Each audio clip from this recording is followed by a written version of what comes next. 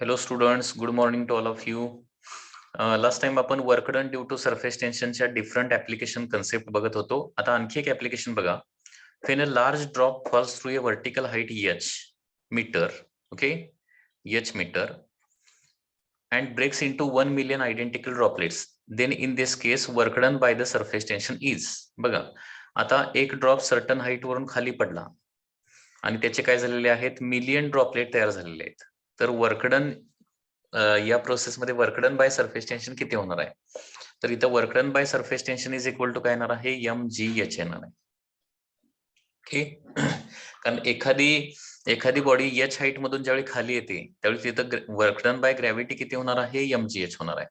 आणि हे work done जे आहे ते कशासाठी युटिलाइज केलं जाणार आहे, त्या ड्रॉपला ब्रेक करण्यासाठी. ओके, लक्षात येते का बघा. एच हाईट वरून एक ड्रॉप खाली पडलेला आहे, सरफेसवर येऊन पडलेला आहे. त्यावेळी एच हाईट वरून एखादी बॉडी ज्यावेळी खाली येते त्यावेळी वर्क डन बाय ग्रॅव्हिटी किती होतं, वर्क डन बाय ग्रॅव्हिटी होतं force into displacement. Gravitational force किती असतो, mg, आणि डिस्प्लेसमेंट किती असते, एच. म्हणजे work done by gravity mgh होणार आहे. आता हे ग्रॅव्हिटीनं केलेलं वर्क डन जे आहे ते कशासाठी वापरलं जाणार, तर एका ड्रॉपचं अनेक ड्रॉपलेट्स मध्ये कन्व्हर्जन करण्यासाठी हे वर्क डन जे आहे ते युज केलं जाणार आहे. Okay, so work done due to surface tension is equal to work done due to gravity असं लिहावं लागेल आपल्याला. W is equal to mgh आपल्याला लिहावं लागणार. आणि work done by surface tension आपण किती ठेवणार आहे, आपला फॉर्म्युला माहितीच आहे, 4πr² into t cube root of n minus 1. That is work done by surface tension is equal to mgh होणार आहे.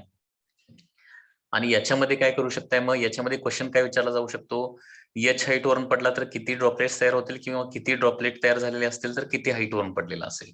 म्हणजे एकतर एन काढायला सांगितलं किंवा एच काढायला सांगितलं जातं. लक्षात येते का. एक तर तुम्हाला एच काढायला सांगितलं जाईल किंवा एन काढायला सांगितलं जाईल. सपोज असं सांगितलं की एच हाईट वरून ड्रॉपलेट खाली पडला. बघा क्वेश्चन काय म्हणतोय बघा, एच हाईट वरून एक ड्रॉप जो आहे तो खाली पडला आणि त्याचे मिलियन ड्रॉप तयार झाले, 1 मिलियन ड्रॉप तयार झाले, तर तो किती हाईट वरून पडलेला असेल ती हाईट कॅल्क्युलेट करायची आहे सपोज. ओके, तर हाईट कसं कॅल्क्युलेट करणार आहात आता, 4πr² into T as it is येणार, cube root of 1 million. 1 million म्हणजे लक्षात येईल ना 10⁶. 1 मिलियन म्हणजे काय होणार आहे, 10⁶ ड्रॉपलेट तयार व्हायला लागले. सो 10⁶ चा क्यूब रूट, 10⁶ चा क्यूब रूट म्हणजे किती होणार आहे, 10⁻² होणार. म्हणजे 10⁶ रेस टू 1/3 म्हणजे 6 इंटू 1/3 म्हणजे काय होणार आहे, 10⁻² होणार, minus 1. Mass of the drop म्हणजे काय असणार आहे, कारण तो m मासचा ड्रॉप सुरुवातीला त्याचे r रेडियस असणार आहे, तो h हाईट वरून खाली पडणार ना. मास म्हणजे 4/3 πr³ हे व्हॉल्यूम झालं into density into g into h. Okay, आता दोन्ही साईडचा पाय कॅन्सल होईल. हा r² आणि r³ मधला r² कॅन्सल होणार आहे. ओके, हे 4 आणि 4 देखील कॅन्सल होईल. ठीक आहे, मग 3t होणार इथं, 3t इन ब्रॅकेट 100 - 1 म्हणजे 99 होणार, बरोबर ना. 10⁻² म्हणजे 100 मायनस 1 99. सो 3t इंटू 99 इकडे काय राहणार आहे, r रो g आणि h राहणार आहे, r row g h. So किती हाईट वरून पडावं लागेल 1 मिलियन ड्रॉपलेट तयार होण्यासाठी, तर 3 इंटू 99 म्हणजे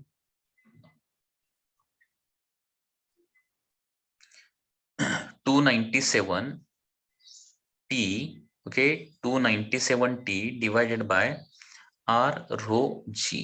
एवढ्या हाईट वरून जर पडला एखादा drop, R radius, capital R रेडियसचा एक ड्रॉप एवढ्या हाईट वरून पडला, तर त्याचे काय होणार आहेत, 1 मिलियन आयडेंटिकल ड्रॉपलेट्स तयार होणार आहेत. ओके, म्हणजे इथं बेसिक कन्सेप्ट काय लक्षात ठेवायचे आहे, तर एखादा ड्रॉप सर्टन हाईट वरून पडला आणि त्याचे अनेक ड्रॉपलेट तयार झाले, तर तिथं काय करायचं आहे, work done by gravity is equal to work done by surface tension घ्यायचं आहे. म्हणजे इथं कन्फ्युजन व्हायला नको. Work done by gravity is equal to काय करायचं, work done by surface tension. Work done by surface tension येणार आहे 4πr² into T cube root of n minus 1 आणि वर्क डन बाय ग्रॅव्हिटी होणार आहे mgh. ओके, म्हणजे हे left hand side आणि राईट हँड साइड तुमची करेक्ट येणार आहे. आणि त्याच्यानंतर मग तुम्ही काय कॅल्क्युलेट करू शकताय, म्हणजे क्वेश्चन मध्ये विचारलेलं काय असतंय, तर n ड्रॉपलेट तयार व्हायला किती हाईट वरून पडावं लागेल, किंवा किती हाईट वरून पडल्यानंतर त्याचे किती ड्रॉपलेट्स तयार होणार. ओके, म्हणजे एकतर h दिलेलं असते आणि n काढायला सांगतात, किंवा n दिलेलं असते आणि h काढायला सांगतात. ओके, तर या पद्धतीनं हा एक क्वेश्चन लक्षात ठेवा. पुन्हा एकदा जस्ट रिपीट करतोय. सर्टन हाईट वरून एक ड्रॉप पडला आणि त्याचे n ड्रॉपलेट्स तयार झाले, तर इक्वेशन काय वापरायचं आहे? Work done by gravity is equal to work done by surface tension. हे तुम्हाला इक्वेशन इथे यूज करायचं आहे. आणि वर्क डन बाय सरफेस टेन्शनचा फॉर्म्युला पाठ पाहिजे. That is 4 pi r square into T cube root of n minus 1. आणि वर्क डन बाय ग्रॅव्हिटीचा फॉर्म्युला काय असतो? mgh. ओके,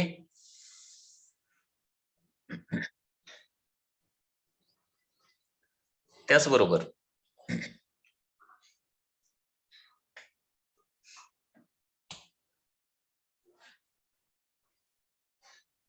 लक्षात घ्या, सपोज आता हे आयडेंटिकल ड्रॉपचं ब्रेकिंग किंवा ब्रेकिंग वगैरे झालेलं आहे, किंवा एका ड्रॉपचा अनेक आयडेंटिकल ड्रॉप्स तयार झालेले आहेत, परंतु आयडेंटिकल ड्रॉप जर नसतील तर तो क्वेश्चन कसा होणार बघा. म्हणजे त्या प्रोसेस मधलं वर्क डन कसं कॅल्क्युलेट करायचं, इकडे लक्ष द्या. 2 drops of radius R1 and R2 combines to form a single drop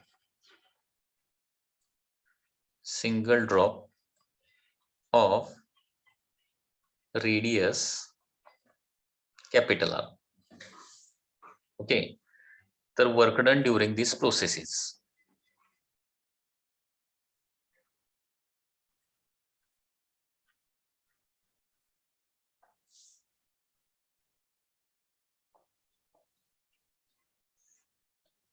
okay, तर इथं सुरुवातीला तुम्हाला कॅपिटल आर आणि स्मॉल आर मधलं रिलेशन फाइंड आउट करावं लागणार आहे.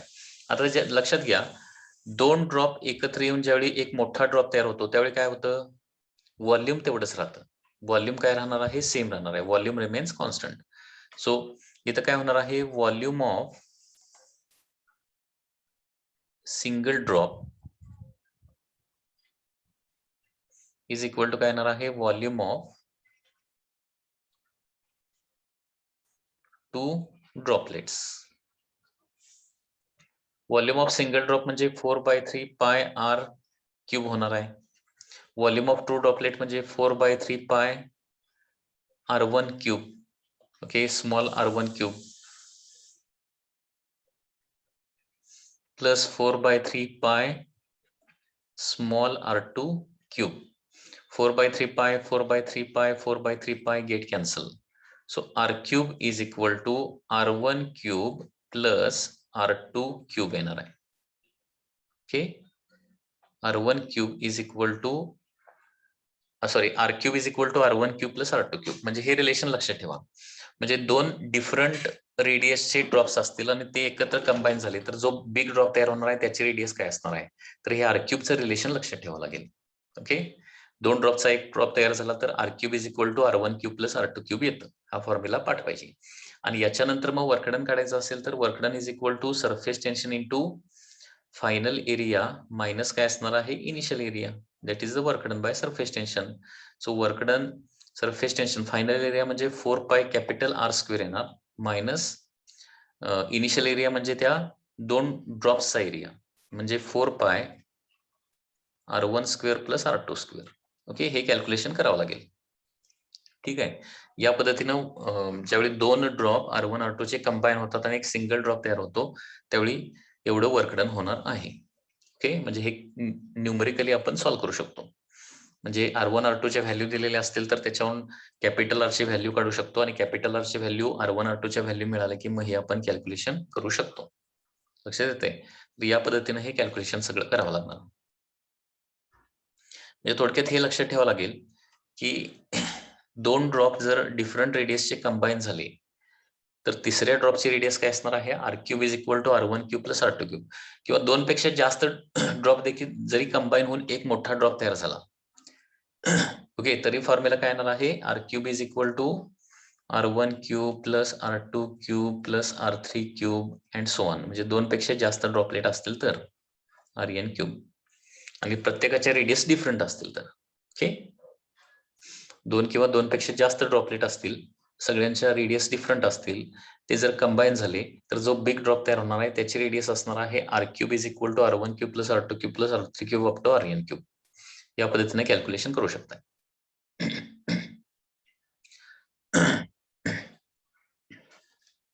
ओके, त्याच्यानंतर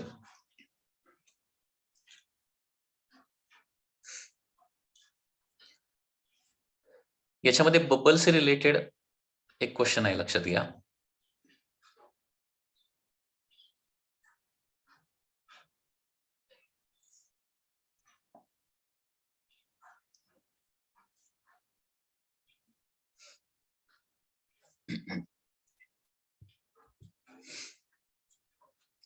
Question is like this: a water bubble is formed 238 feet underwater with the diameter of 1 mm. When the bubble reaches the surface, what will be its diameter? The height of water barometer is 34 feet. Okay, सगळं feet मध्ये दिलेलं आहे information. तर काय दिलंय बघा, दिस is the water surface आणि water सरफेसच्या खाली किती 238 फीटला एक बबल तयार झालेला आहे आणि त्यावेळेचा त्याचा डायमीटर किती आहे? Diameter is 1 millimetre. आता वर येईल तसं त्याच्यावरचं प्रेशर जे आहे ते कमी होणार, कारण तुम्हाला माहित आहे लिक्विडला डेप्थला प्रेशर काय असतं? जास्त असतं आणि म्हणजे डेप्थ कमी होत जाईल, म्हणजे सरफेसला येईल तसं प्रेशर काय होतं? कमी कमी होत जातं. सरफेसला आल्यानंतर त्याचं सराउंडिंगचं प्रेशर कमी होणार आणि त्या सरफेसला आल्यानंतर त्याचं रेडियस जे आहे, रेडियस किंवा डायमीटर जो आहे तो वाढलेला असणार आहे. ओके, म्हणजे सुरुवातीची रेडियस r1 किती असणार आहे? 0.5 मिलीमीटर असणार आहे. नंतरची रेडियस r2 आपल्याला रेडियस किंवा डायमीटर आपल्याला r2 फाइंड आउट करायचा आहे.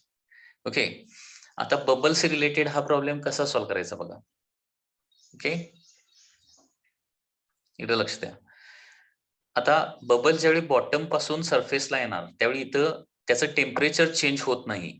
ओके, असं आपण ऍझ्युम करणार आहे. टेम्परेचर चेंज होत नाही म्हणजे 238 फीट पासून सरफेसला येईपर्यंत त्याचं टेम्परेचर अजिबात चेंज होत नाही आणि टेम्परेचर चेंज होत नसल्यामुळं काय होणार आहे? इथं आयसोथर्मल प्रोसेस जी आहे ती काय होणार आहे? उभे होणार आहे. ओके, सो आणि आयसोथर्मल प्रोसेसमध्ये काय असतं बघा, आयसोथर्मल म्हणजे ज्या प्रोसेसमध्ये टेम्परेचर चेंज होत नाही. आयसोथर्मल प्रोसेसमध्ये काय होतं? P1 V1 is equal to काय होतं? P2 V2 होत आहे. आयसोथर्मल प्रोसेसमध्ये काय होतंय? P1 V1 is equal to P2 V2. आता suppose this is point number 1 आहे आणि हा पॉइंट नंबर 2 आहे. ओके, तर या पॉइंटचं प्रेशर म्हणजे काय असणार आहे? पॉइंट नंबर 1चं प्रेशर म्हणजे P0 प्लस रो जी H1, बरोबर आहे ना, इंटू काय येणार आहे? तिथलं व्हॉल्यूम V1. आणि P2 पॉइंटचं प्रेशर सरफेसला आल्यानंतर त्याच्यावर कुठलं प्रेशर असणार आहे? फक्त ऍटमॉस्फिअरिक प्रेशर असणार आहे. ओके, म्हणजे ते किती असणार आहे? That is P0 V2. हे कॅल्क्युलेशन आपल्याला करावं लागणार आहे. सो आता P0 म्हणजे किती दिलंय? 34 फीट दिलंय pressure. Height of water barometer म्हणजे ऍटमॉस्फिरिक बॅरोमीटर काय मेजर करतो माहिती आहे ना? बॅरोमीटर ऍटमॉस्फिरिक प्रेशर मेजर करतो. म्हणजे ऍटमॉस्फिरिक प्रेशर किती आहे? 34 फीट ऑफ वॉटर आहे, असा त्याचा मिनिंग झाला. ओके, सो P0 इथं 34 लिहितो. म्हणजे काय करूया, प्रेशर जे आहे ते हाईट मध्येच लिहूया आपण. ओके, त्याच्यानंतर 34 प्लस रोजी एच म्हणजे 238. ओके, एवढं काय असणार आहे? फीट ऑफ वॉटर एवढं प्रेशर 1 पॉइंटला असणार आहे. म्हणजे वॉटरचं ऍक्च्युअल वॉटरच्या डेप्थचं 238 पण येणारच, प्लस ऍटमॉस्फिअरिक किती येणार आहे? 34 येणार आहे. म्हणजे एकूण प्रेशर किती येणार? पॉइंट नंबर 1 ला 238 प्लस 34 फीट ऑफ वॉटर, म्हणजे फीट ऑफ वॉटर मध्ये ते प्रेशर येणार आहे. इंटू त्या ठिकाणचं व्हॉल्यूम 4/3 पाय. आता डायमीटरच्या स्वरूपातच कॅल्क्युलेशन करूया, कारण आपल्याला डायमीटरच कॅल्क्युलेट करायला सांगितलंय. ओके, इथला डायमीटर आहे D1 आणि इथला डायमीटर आहे D2. ओके, 4/3 पाय r³ ना, म्हणजे D1/2 क्यूब, कारण रेडियस म्हणजे डायमीटर बाय 2 असतं क्यूब. सरफेसला आल्यावर काय होणार आहे? फक्त कुठलं प्रेशर ऍक्ट होणार आहे? Atmospheric pressure, that is P0 act होणार आहे आणि व्हॉल्यूम असणार आहे 4/3 पाय. ओके, D2/2 क्यूब येणार आहे. मग आता 238 प्लस 34 किती होणार आहे? 272 होणार. 272 4/3 पाय 2 कॅन्सल होणार आहे आणि इथं फक्त d1 क्यूब राहणार. 4/3 पाय 4/3 पाय 2 क्यूब कॅन्सल होते सगळं. Okay, so 272 d1 cube is equal to काय येणार आहे? 34 काय येणार आहे? d2 क्यूब येणार आहे. आता d1 किती दिले? 1 मिलीमीटर दिले, 1 मिलीमीटर. तर 1 मिलीमीटरचा क्यूब किती होणार आहे? 1 मिलीमीटरचा येणार आहे, 1 मिलीमीटर क्यूब येणार आहे. ओके, सो 272 येणार. d1 ची व्हॅल्यू 1 ठेवलेली आहे as it is. 34 d2 cube येणार आहे. सो d2 क्यूब, आता 1 मिलीमीटर हे ऍज इट इज ठेवलंय, ते कन्व्हर्जन मीटर मध्ये केलेलं नाही कारण आन्सर माझं मिलीमीटर मध्येच मला पाहिजे, त्याच्यामुळे ऍज इट इज ठेवलेलं आहे. d2 cube is equal to 272 divided by 34. आता हे एक्झॅक्टली किती येते? 8 येते, 8 टाइम्स येते. Okay, 8 times. सो d2 येणार आहे 8 चा क्यूब रूट म्हणजे काय येणार आहे? 2 मिलीमीटर इज द आन्सर. म्हणजे हा एक इम्पॉर्टंट क्वेश्चन बबलशी रिलेटेड आहे, ते लक्षात ठेवा की ज्याच्यामध्ये बबल पाण्यामधून वर आला, बॉटम पासून सरफेसला आला, तर त्या प्रोसेसमध्ये काय होणार आहे? पाण्यामधून वर आला तर या प्रोसेसमध्ये P1 V1 is equal to P2 V2 येते. Okay, so P1 V1 is equal to P2 V2. P1 म्हणजे डेप्थचं प्रेशर, म्हणजे डेप्थ प्लस ऍटमॉस्फेरिक प्रेशर जे काय असेल ते, डेप्थचं प्रेशर प्लस ऍटमॉस्फेरिक प्रेशर, आणि सरफेसला आल्यानंतर फक्त ऍटमॉस्फेरिक प्रेशर तुम्हाला घ्यायचं आहे.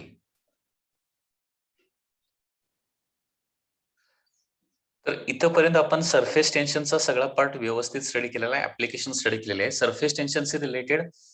आता आणखी एक महत्वाचा पॉइंट म्हणजे काय आहे? What are the factors affecting the surface tension of the liquid. Okay, factors affecting surface tension of liquid. Factors affecting surface tension of the liquid. Surface टेन्शनला अफेक्ट करणारे फॅक्टर्स कुठले कुठले असणार आहेत? तर याच्यामध्ये फर्स्ट फॅक्टर असणार आहे that is the temperature. Okay, temperature मुळे काय होतं? सरफेस टेन्शन चेंज होतं. आणि second factor is the impurities. Okay, तर टेम्परेचर आणि इम्प्युरिटीज या दोन गोष्टी काय करतात? सरफेस टेन्शनला चेंज करतात. ओके, आता सुरुवातीला टेम्परेचरचा इफेक्ट बघूया. First, effect of temperature.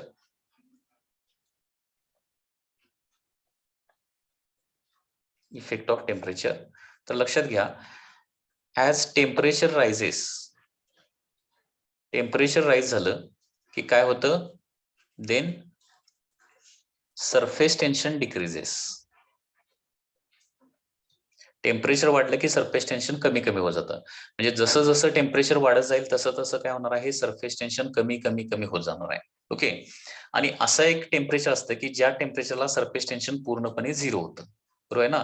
कारण टेम्परेचर वाढत जाईल तसं सरफेस टेन्शन कमी कमी कमी होत जाणार, आणि एका पर्टिक्युलर टेम्परेचरला सरफेस टेन्शन पूर्णपणे काय होणार आहे? 0 होणार आहे. ते जे टेम्परेचर आहे ना, त्या टेम्परेचरला काय म्हणतो आपण? क्रिटिकल टेम्परेचर असं म्हणतो. Critical temperature. So critical temperature म्हणजे काय? At this temperature surface tension is equal to काय असणार आहे? 0 असणार आहे. म्हणजे एक्झाम्पलच जर द्यायचं झालं, for water surface tension is equal to 0 at 100 degree Celsius. म्हणजे 100 डिग्री सेल्सिअसला किंवा त्याच्या बॉइलिंग पॉइंटला सरफेस टेन्शन पूर्णपणे 0 होते. म्हणजे 100 डिग्री सेल्सिअस हे काय झालं? वॉटरचं क्रिटिकल टेम्परेचर झालं. Okay, 100 degree Celsius is the critical temperature for the water. Okay, त्याचबरोबर टेम्परेचर नुसार सरफेस टेन्शन कमी होत जाते. त्याच्यामुळे सरफेस टेन्शन आणि टेम्परेचर यांच्यामधलं रिलेशन असं येणार आहे, surface tension at T degree Celsius is equal to surface tension at 0 degree Celsius in bracket 1 minus alpha delta theta. Okay, तर हा एक इम्पॉर्टंट फॉर्म्युला आहे सरफेस टेन्शन आणि टेम्परेचरशी related.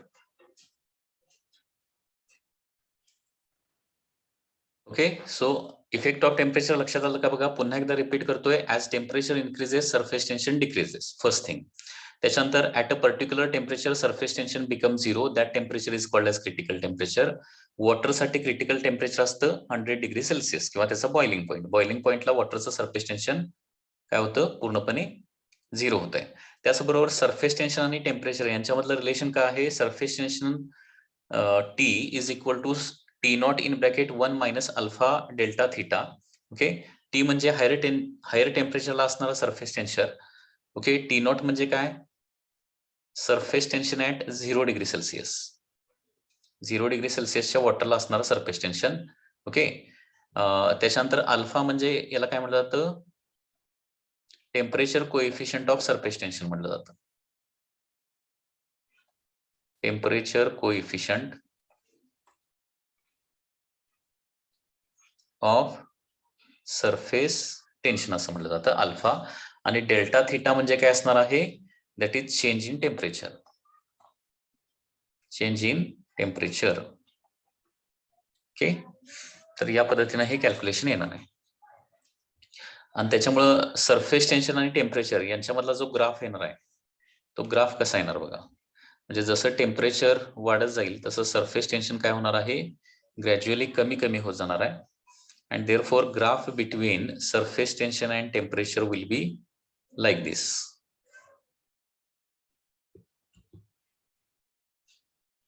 So this is the graph. Okay, so temperature वाढत जाईल तसं surface tension कमी होत जाणार आहे. हा ग्राफ देखील काही वेळेला विचारला जातो. तर हा झाला effect of temperature on surface tension. त्याचा हा फॉर्म्युला जो आहे तो तुम्हाला पाठ पाहिजे, लक्षात घ्या. Okay, next effect of impurities आपण आता स्टडी करूया.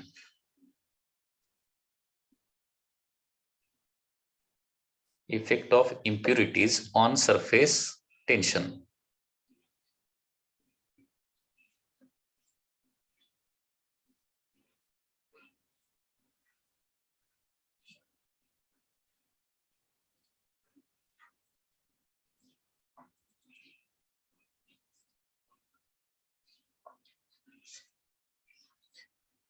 इम्प्युरिटीज, आता इम्प्युरिटीजचे नंबर ऑफ टाइप्स आहेत.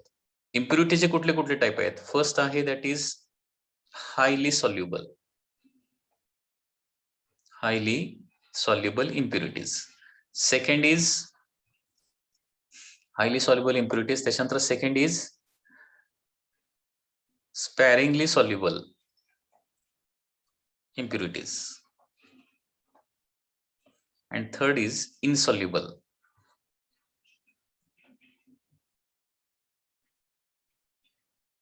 Okay, insoluble impurities. अशा 3 प्रकारच्या इम्प्युरिटीज असू शकतात. ओके, तर याच्यामध्ये काय काय होतंय बघा, हायली सॉल्युबल इम्प्युरिटी जर ऍड केली तर त्याच्यामुळे काय होणार, सरफेस टेन्शन इन्क्रीज होतंय. Surface tension increases. ओके, आता हायली सॉल्युबल इम्प्युरिटी म्हणजे कुठला येणार आहेत, तर फॉर एक्झाम्पल फॉर वॉटरसाठी आपण बघूया. फॉर वॉटर, शुगर, सॉल्ट या काय आहेत, हायली सॉल्युबल इम्प्युरिटीज आहेत. त्याच्यामुळं वॉटरमध्ये शुगर किंवा सॉल्ट जर ऍड केलं तर त्याचं सरफेस टेन्शन काय होणार आहे, इन्क्रीज होणार आहे. त्याच्यानंतर स्पॅरिंगली सॉल्युबल इम्प्युरिटीमुळे सरफेस टेन्शन काय होतंय, डिक्रीज होते, डिक्रीजेस. ओके, आता स्पॅरिंगली सॉल्युबल इम्प्युरिटी म्हणजे कुठली, तर फॉर एक्झाम्पल वॉटरसाठी काय होणार आहे, वॉटरसाठी डिटर्जंट पावडर जी आहे ती काय असते, स्पॅरिंगली सॉल्युबल. स्पॅरिंगली सॉल्युबल म्हणजे इझिली डिझॉल्व्ह होत नाही, तर त्याच्यासाठी ते टाकल्यानंतर आपल्याला थोडंसं ढवळावं लागतं आणि मगच ते काय होणार आहे, डिझॉल्व्ह होणार आहे. ओके, त्याला काय म्हणायचं, स्पॅरिंगली सॉल्युबल. आणि इनसॉल्युबल म्हणजे काय, इनसॉल्युबल म्हणजे फॉर एक्झाम्पल ऑइल वगैरे, तर याच्यामुळे देखील सरफेस टेन्शन काय होतं, डिक्रीज होते. सरफेस टेन्शन डिक्रीजेस म्हणजे अजिबात सॉल्युबलच नसतं, अजिबात थोडं देखील सॉल्युबल नसतं. एक्झाम्पल काय असणार आहे याचं, ऑइल. वॉटरमध्ये ऑइल सॉल्युबल आहे का, नाही सॉल्युबल. ओके, तर या पद्धतीनं हायली सॉल्युबल इम्प्युरिटीमुळं काय होतं, सरफेस टेन्शन इन्क्रीज होतं. स्पॅरिंगली सॉल्युबल इम्प्युरिटीमुळे सरफेस टेन्शन डिक्रीज होतं आणि इनसॉल्युबल इम्प्युरिटीमुळे देखील सरफेस टेन्शन डिक्रीज होतं. ओके, आता आणखी एक महत्वाची गोष्ट, क्लॉथचं व्यवस्थित वॉशिंग जर व्हायचं असेल तर सरफेस टेन्शन जास्त पाहिजे का सरफेस टेन्शन कमी पाहिजे? ओके, याचं थोडंसं डिस्कशन करूया. वॉशिंग क्वालिटी आणि सरफेस टेन्शन यांच्यामध्ये रिलेशन काय आहे? तर ज्यावेळी सरफेस टेन्शन जास्त असतं त्यावेळी वॉशिंगची क्वालिटी जी आहे, क्लॉथची वॉशिंग जी आहे ती व्यवस्थित होत नाही. ओके, तर लक्षात घ्या, Wien surface tension is more, washing of clothes is काय असणार आहे? पुअर असणार आहे. म्हणजे याचा मिनिंग काय होतो?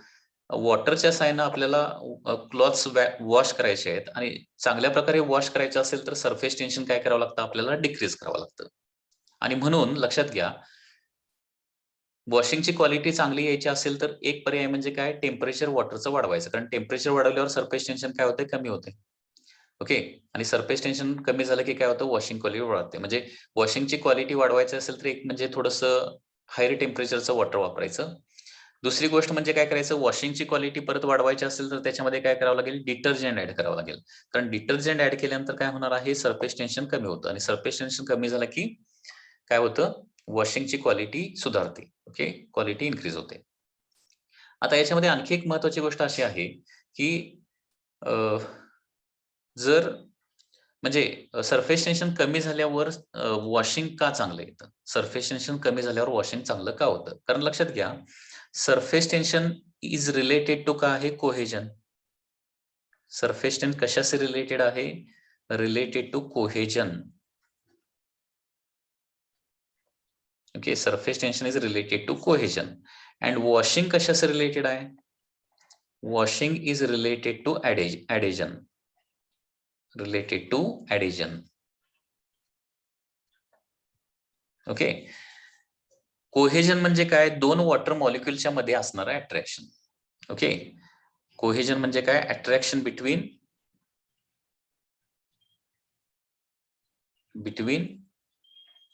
To water molecules.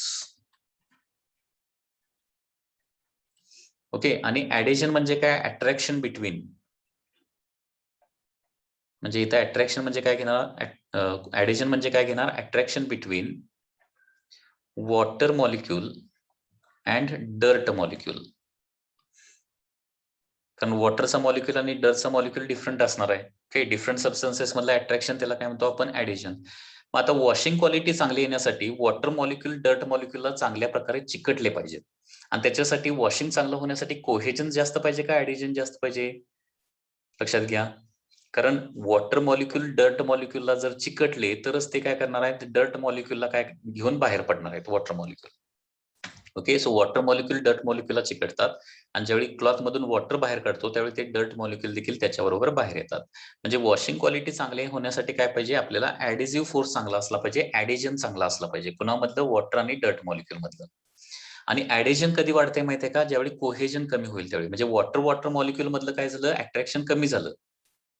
ओके, म्हणजे कोहेजन कमी झालं तर वॉटर मॉलिक्यूल आणि डर्ट मॉलिक्यूल मधला जे अट्रॅक्शन आहे म्हणजे ऍडेजन जे आहे ते वाढतंय आणि त्याच्यामुळं कोहेजन कमी करायचं असेल तर सरफेस टेन्शन कमी करावं लागेल. म्हणजे थोडक्यात सरफेस टेन्शन कमी झालं की कोहेजन कमी होतंय, कोहेजन कमी झालं की ऍडेजन वाढते आणि ऍडेजन वाढलं की काय होणार आहे? वॉटर मॉलिक्यूल डर्ट मॉलिक्यूलला चांगल्या प्रकारे स्टिक करू शकतात आणि काय होऊ शकतं? वॉशिंग क्वालिटी सुधारते.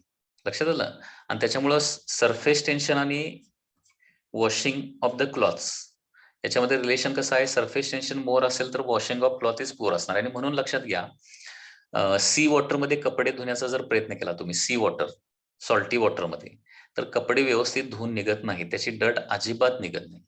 ओके, कारण सॉल्टी वॉटरचं सरफेस टेन्शन काय असतं? जास्त असतं. म्हणजे कोहेजन जास्त आणि ऍडेजन कमी असतं. ठीक आहे, त्याच्यामुळं वॉशिंग क्वालिटी जी आहे ती इम्प्युरिटीज जर कमी असतील म्हणजे सॉल्युबल इम्प्युरिटी, शुगर, सॉल्ट वगैरे त्याच्यामध्ये जर कमी असेल तर वॉशिंग क्वालिटी जी आहे ती चांगली असणार आहे. आणि वॉशिंग क्वालिटी आणखी सुधारायची असेल तर काय करायचं? सरफेस टेन्शन आणखी कमी करायचं आणि आणखी कमी करण्यासाठी काय करावं लागतं आपल्याला? त्याच्यामध्ये डिटर्जंट ऍड करावं लागतं. So that is the effect of impurities on the surface tension. Okay, आता सरफेस टेन्शन चेंज झाल्यामुळे काही कॉन्सिक्वेन्सेस देखील होऊ शकतात. ओके, बघा consequences of change in surface tension. Change in surface tension.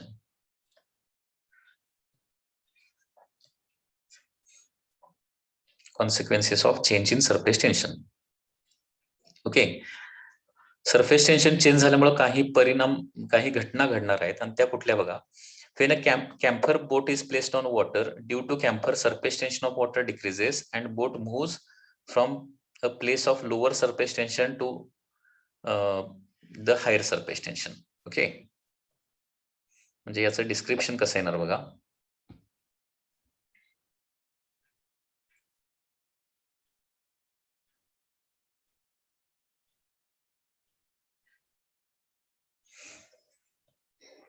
It is like दिस. हे बघा, डिस्क्रिप्शन लक्षात येते काय बघायचं. When camphor boat is placed on water, due to surface tension, due to camphor मुळे काय होतंय, surface tension of water decrease होते. हे एक लक्षात ठेवा, कारण कॅम्फर ही वॉटर मध्ये इनसॉल्युबल इम्प्युरिटी आहे.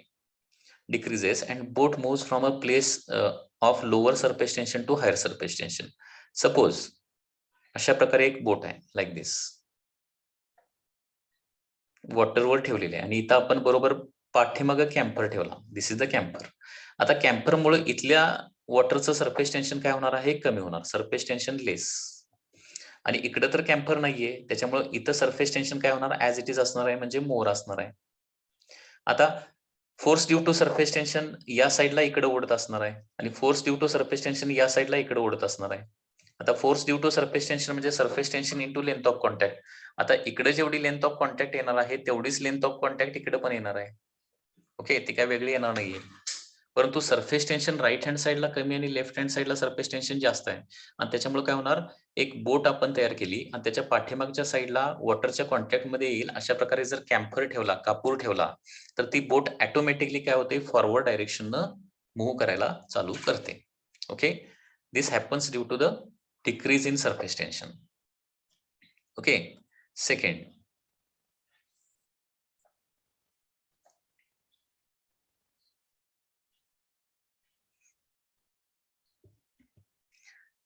सेकंड बघा काय दिलंय. When a hot needle is placed between two sticks on the water surface, sticks moves away from each other. म्हणजे याचं मीनिंग लक्षात आलं का बघा.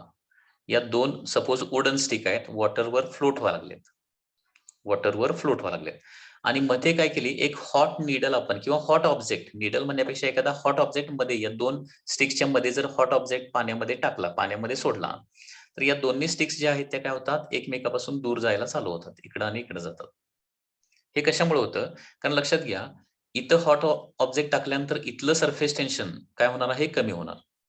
म्हणजे या स्टिकला उजवीकडे ओढणारा फोर्स काय होणार आहे, कमी होणार. डावीकडचा फोर्स तर ऍज इट इज राहणार आहे. तसं राईट हँड साईडच्या स्टिकला देखील उजवीकडे ओढणारा फोर्स जास्त, डावीकडे ओढणारा फोर्स कमी असणार आहे आणि त्याच्यामुळे काय होणार आहे, ही स्टिक राईटला जाणार आणि ही स्टिक जी आहे ती लेफ्टला जाणार. म्हणजे ऑब्जेक्ट कसा मूव्ह करणार आहे, लो सरफेस टेन्शन कडून हाय सरफेस टेन्शनच्या साईडला ऑब्जेक्ट मूव्ह करायला चालू करणार आहे. ओके, म्हणजे अशा प्रकारे consequences of change in surface tension आहेत. लक्षात आलं.